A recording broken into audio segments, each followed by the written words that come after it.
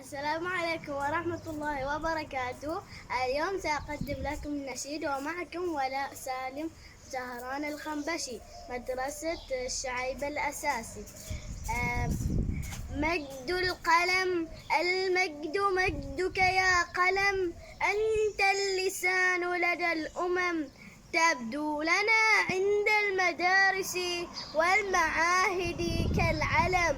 ما زلت أذكر حين ناولني أبي هذا القلم، وبدأت أكتب أحرفا تنثار عندي كالديم. لله كيف سعادتي إذ لاح سطري من عدم.